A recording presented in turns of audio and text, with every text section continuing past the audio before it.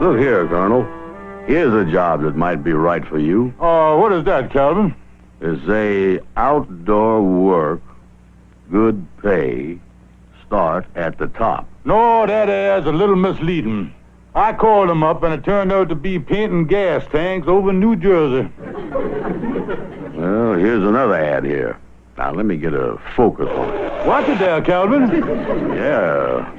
This employment can be dangerous even if you're just reading about it. Your wife, Maggie Belle, and her sister really laid down the law about you getting a job, huh? Yeah, the charming ladies has been leaving little hints around the apartment.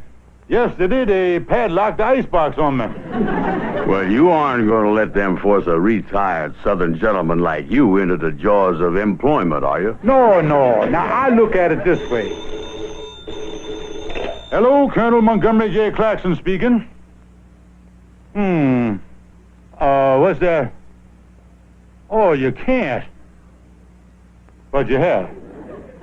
Oh, no. What's the matter, Colonel? That was my wife, Maggie Belle. She and her sneaky sister went out and got a job for me starting tomorrow. They sold the old colonel down the river of employment. You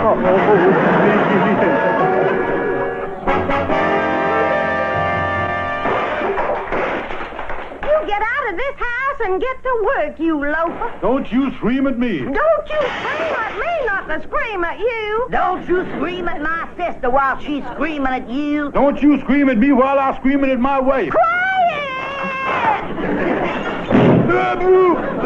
Help! Driving trucks and delivering television sets is beneath my dignity as a Southern gentleman. Ha! Anything heavier than 10 pounds is beneath your dignity. Morning, ma'am. You lose this job, Montgomery, and out you go for good. We'll throw you out lock, stock, and mandolin. You can't threaten Colonel Montgomery J. Klaxon. We Klaxon stood fast at Antietam, Shiloh, Gettysburg, and Chicago. Sure was a short war, wasn't it, Sister?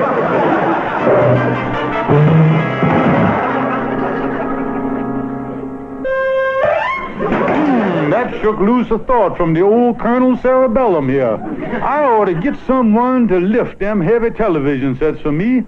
Someone with a strong back and a weak mind. Huh. Hey, you like that? I describe my good friend Calvin Burnside.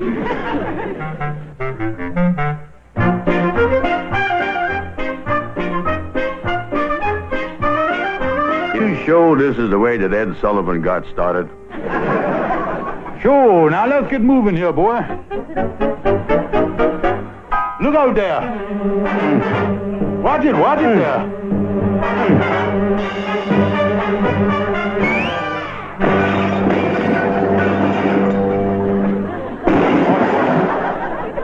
I either pop my pancreas or slip my sacroiliac here.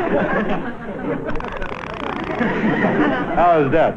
Okay, but I think you over-straightened me. Now my shoelaces are too tight. Never mind that. Go in that drugstore, call the boss at the TV store, and find out where our next pickup is. I better stay here and rest up. Let me check the headlines here and see who the government's giving our money away to this week. Oh, by the way, Calvin, the phone number is Plaza 4321. Plaza 4321.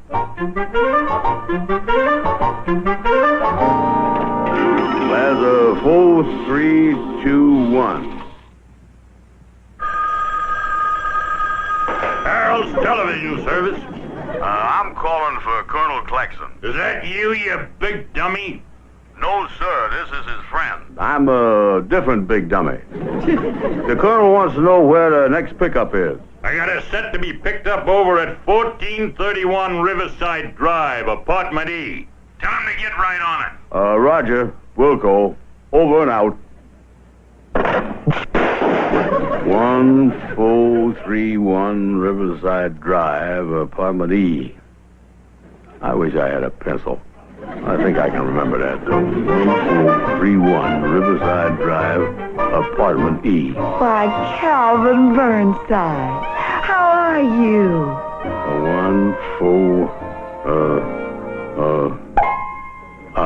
How'd it do? Calvin, you remember me. I'm Gladys, the waitress at the 330 Club. The 330 Club? Yes, on 136th Street. 1431 Riverside Drive, apartment E. Is there something wrong? Oh, no. Calvin, why don't you give me a ring sometime? I got a new number. New number? Yes. Instead of Monument 9999, it's been changed to Morningside 7796. Yeah, Morningside 7796. I'll call you, honey. Bye now. I'll just give that address to the colonel. Now, what was that number again? Calvin, I was just checking on the Lucky Buck contest in the newspaper here. The winning number today is 555-6321L. 555-6321L. Yeah. We got any pickups? Yeah, Colonel. We got to pick up a TV set at, 9999 Morningside Drive, apartment L. You sure you got that right, Calvin? Of course I have. I memorized it right after I ran into that little chick from the 1431 Club.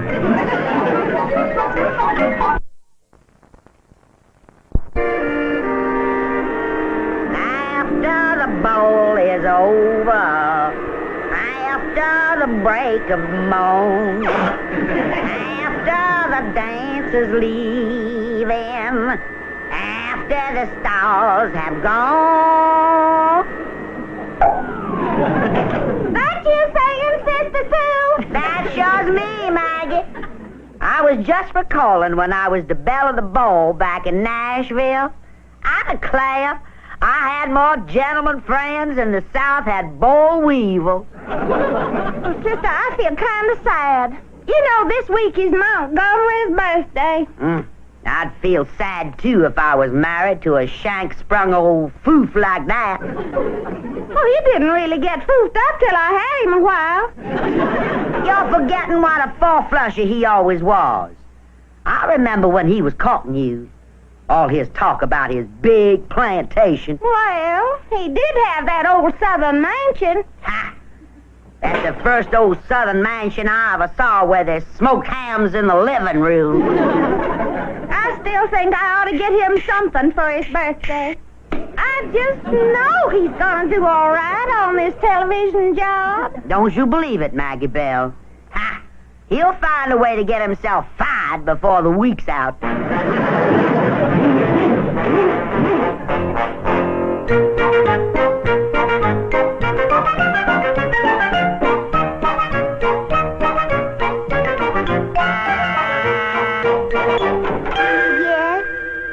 How'd it do? Excuse me, ma'am, but I'm Calvin Burnside.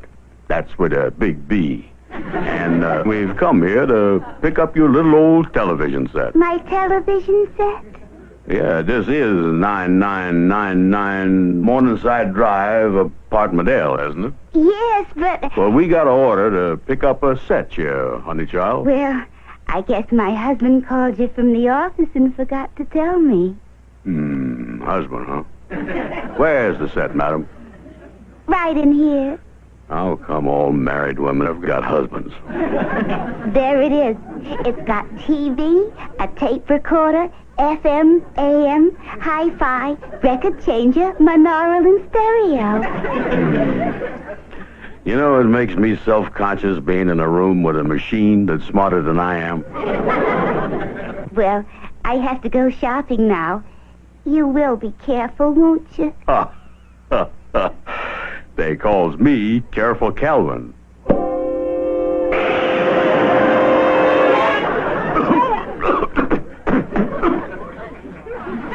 Don't worry about a thing, lady. Ah, nice-looking gal there, Calvin. Yeah, she looks like a toothpaste tube that's been squeezed in all the right places. Never mind that. You get a grip on the set there, and I'll be right with you. Well, I knew television was getting pretty crummy, but I didn't know it had sunk this low. Get out of here.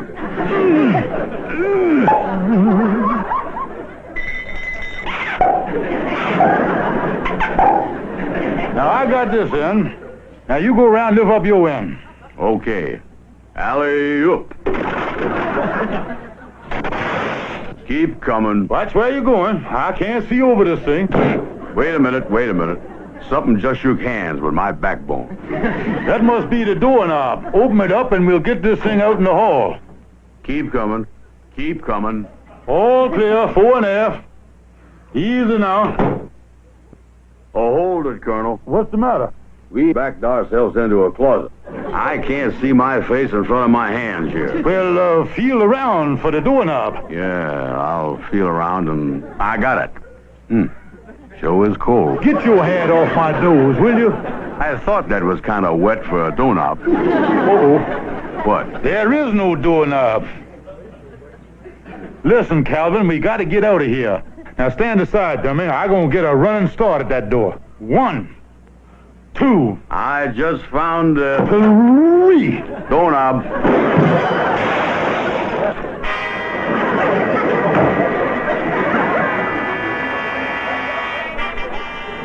Calvin, what are you trying to do to me?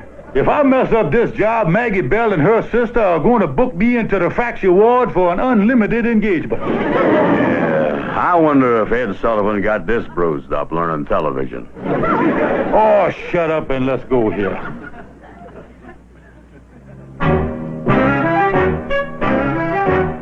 All right, keep coming. I'll keep coming. I'll hold it. There's the stairs.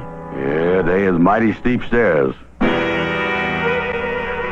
It's going to take us a long time to get this big set down that Grand Canyon. Nothing to it, Calvin.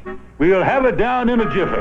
Now, I'll go first. All right, keep coming. I'll keep coming. I'm coming.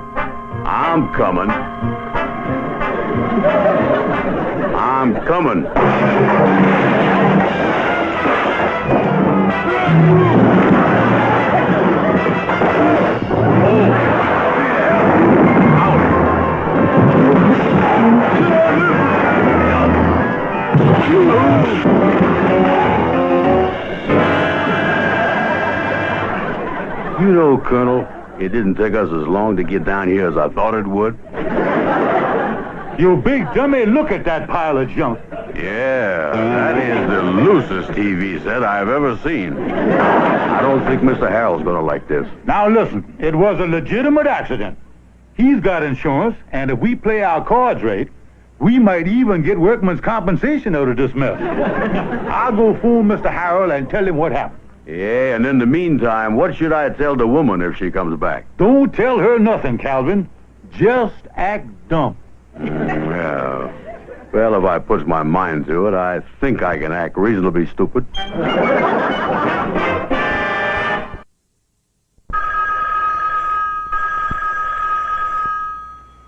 Oh, Harold's TV repair. Oh, Mr. Harold, this is Colonel Klaxon. Oh, is it really you this time or that other dummy?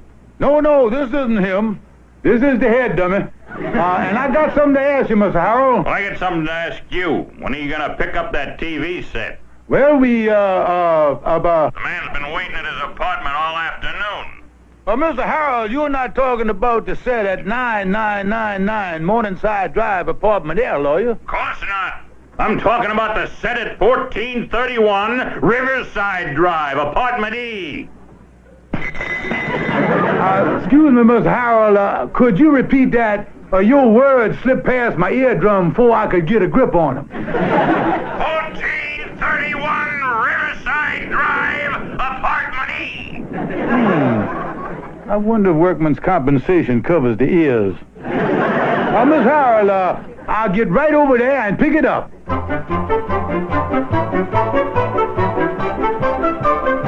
Now, how you like that? Calvin and me picked up the wrong set.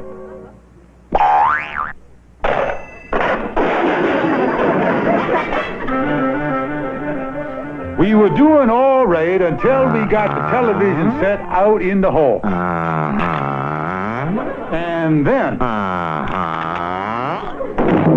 watch it there, Oliver. You practically hung yourself into a fractured skull. Anyway, the television set ended up busted into 1,000,000 pieces.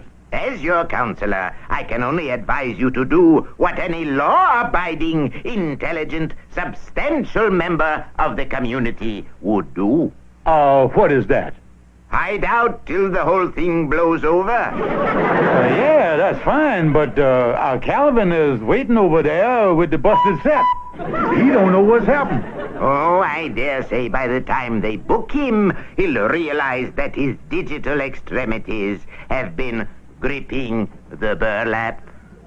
Huh? That the boob's been left holding the bag.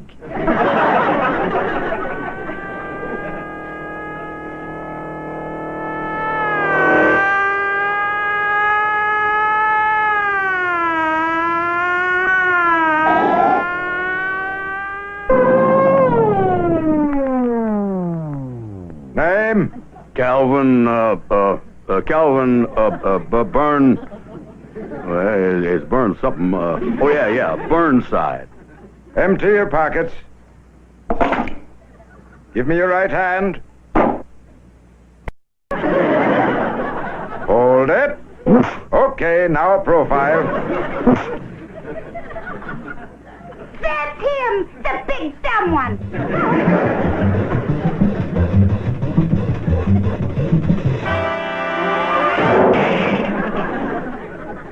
I got a rough idea something's gone wrong. I'm going to kill that colonel.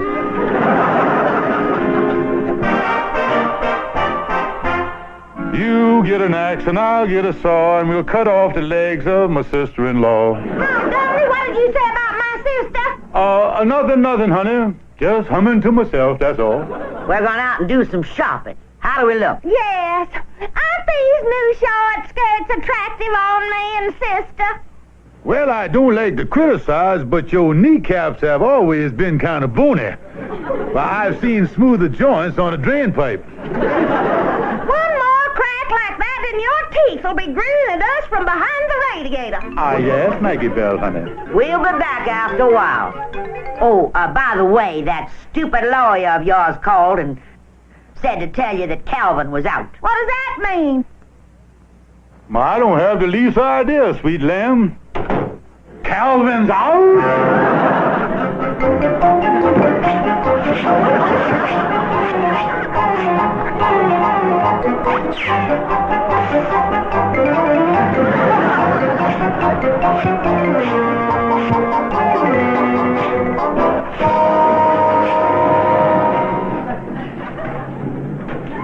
Don't just stand there, dummy. Give me a hand. If that big, stupid Calvin ever got in here, he'd turn me into Colonel Burgers. The thing is,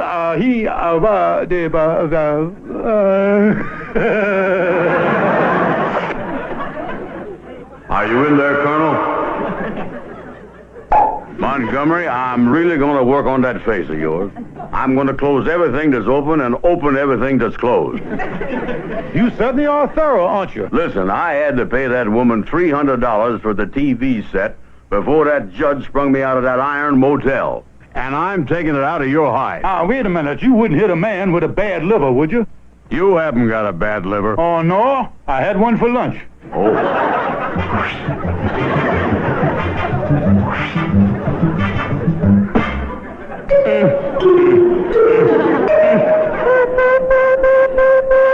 Lunchtime.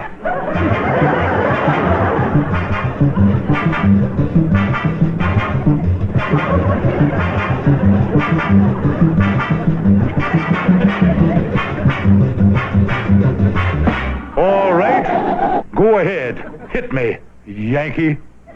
Yankee, I'm from the same town that you are. Go ahead. Trample on the stars and the bars. Oh, I wouldn't do that. Turn your back on Stonewall Jackson, the boys in gray, the magnolias, the chitlins, the corn pone, and everything that we hold sacred as Southern gentlemen. But, Colonel... Hats off. They're coming down our street.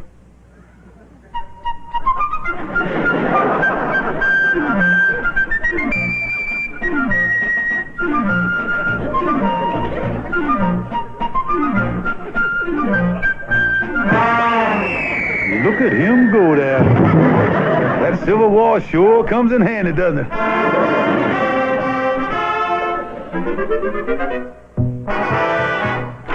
Montgomery, we're home. Where are you, lammy pie? Lammy pie? How come you smiling? I haven't seen you grin like that since the lawyer read your papa's will. We're so proud of your new job, Montgomery, that this time I bought you a lovely birthday present. Birthday present? Why, sweetheart, I'm touched. Look at the way my tear ducts are puckering up there. Stand back there before they squirt all over you. We ran into your friend Calvin on the street. And he sold us a wonderful combination television set for $300. Yes, and he's delivering it right now. Come in, Calvin. Well, here's your birthday present, Colonel. Let me pour it out here for you. Oh, no.